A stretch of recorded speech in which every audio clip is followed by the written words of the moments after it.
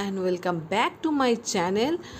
আমি প্রিয়াঙ্কা শুরু করছি আমার আজকের দিনে আরেকটা নতুন ব্লগ।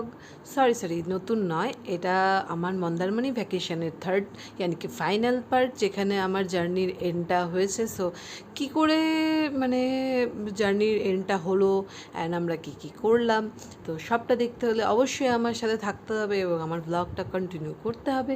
সো প্লিজ ব্লগটাকে স্কিপ না করে দেখো। আই হোপ তোমাদের ভালো লাগবে। সো এখন ঘড়িতে বাজে সকাল 6টা। তো আজকের ব্লগটা আমি এখান থেকেই শুরু করছি। জার্নির আমাদের শেষ, তো ফাইনাল পার্ট, যেখানে আমরা ঘুম থেকে সকালে 6টায় উঠে গেছি, কারণ বলেছিলাম না যে একটা প্ল্যান আছে। তো সেই অনুযায়ী ওই তোমার সমুদ্রে যাব বলে সকাল 6টায় উঠে গেছি। তো মানে কি আমার একটুখানি সকালে উঠতে মানে কি সমস্যাই হয়, তো ঘুম ভাঙে না অত সহজে। বাট আমি মানে এত এক্সাইটেড ছিলাম যে সকালে সমুদ্রে যাব, আর একটা প্ল্যান বলতে ওই তোমার সমুদ্রে স্নান করার কথা ভেবেছিলাম। তো সেই কারণে কি মানে তোমার অটোমেটিক আমার ঘুম ভেঙে গেছে।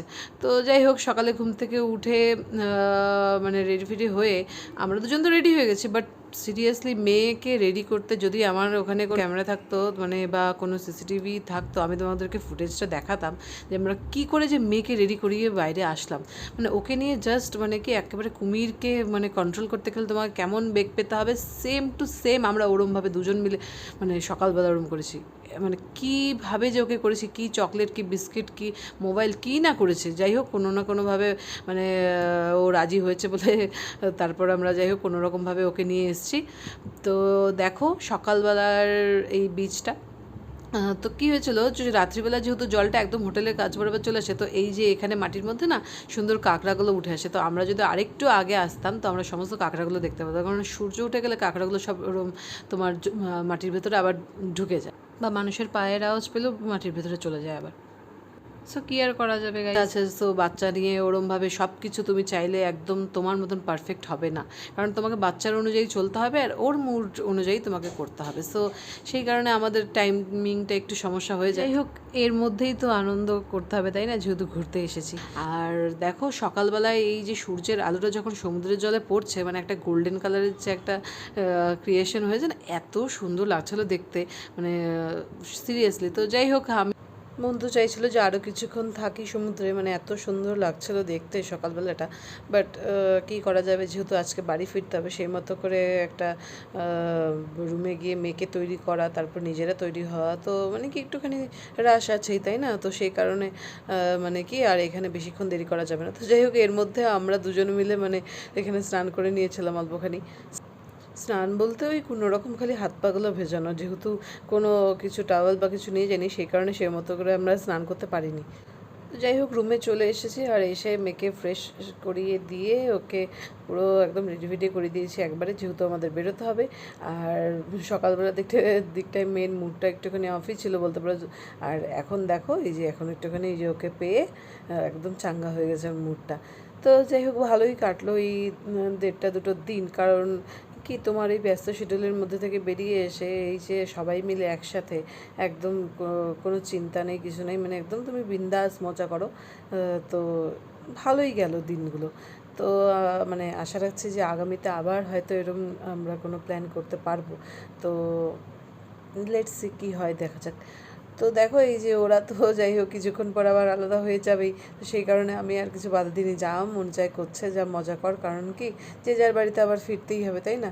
তো যাই হোক, হোটেলে আমরা চেক আউট করে বেরিয়েও গেছি। আর ব্রেকফাস্ট টেবিলে আমি সত্যি ভিডিও কোনো করতে পারিনি, কারণ কি যেহেতু আমার ফোনে চার্জ ছিল না, সেই কারণে আমার ফোনটা নিয়ে যেতে পারিনি।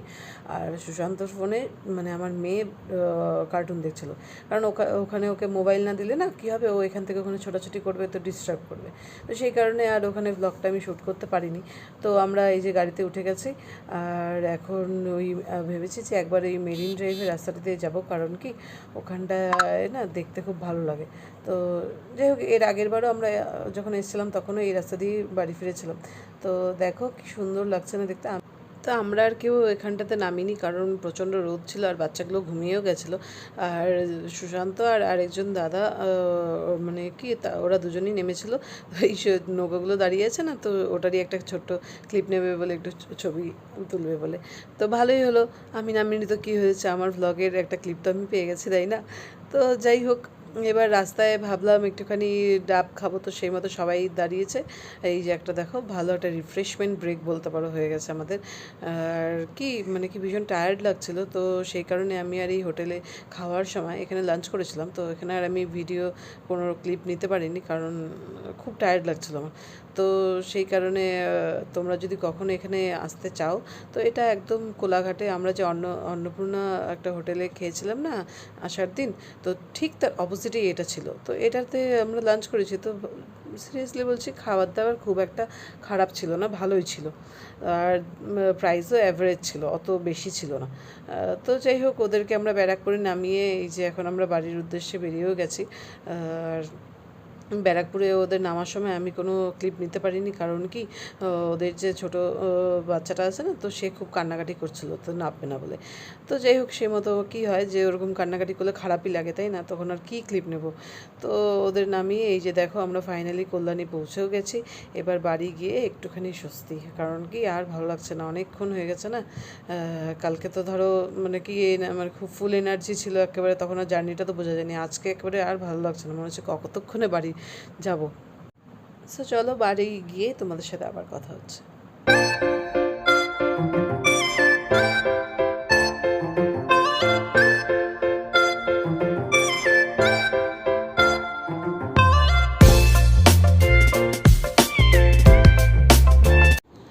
সো দেখো মানে ফ্ল্যাটে পৌঁছেও গেছি। আর ফ্ল্যাটের সামনে এসে আমার মেয়ের দেখো মানে ও চিনে গেছে যে এটা আমাদের বাড়ি।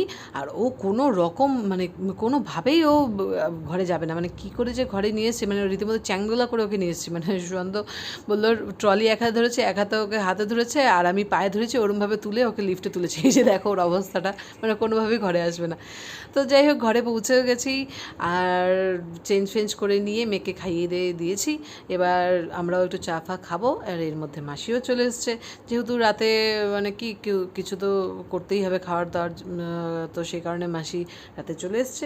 মাসি এখন রান্নাবান্না করবে, আর আমরা চা খেয়ে একটুখানি বাইরে যাব, কারণ কি আর ঘরে ভালো লাগছিল না।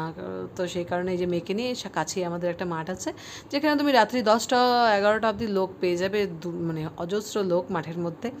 তো সুন্দর এখানে এসে এই যে একটুখানি টাইম স্পেন্ড করতে মনটাও ভালো হয়ে গেছে, কারণ এতক্ষণ ঘুরে টুরে এসে না আর ঘরে আর মন টিকছে না।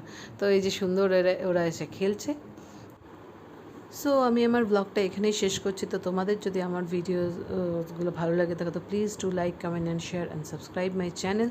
তো ফাইনালি আমার মন্দারমণি ভ্যাকেশন ওভার, তো আসছে বছর আবার হবে। তো আর তোমাদের সাথে আমি আমার কিছু মন্দারমণির এই ট্রিপটার কিছু ছবি শেয়ার করছি, আই হোপ তোমাদের ভালো লাগবে। সো দেখা হচ্ছে আবার অন্য কোনো একটা আমার ভিডিওতে বা ভ্লগ। তো till then tata bye.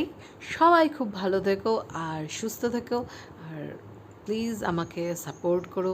R thank you for watching guys.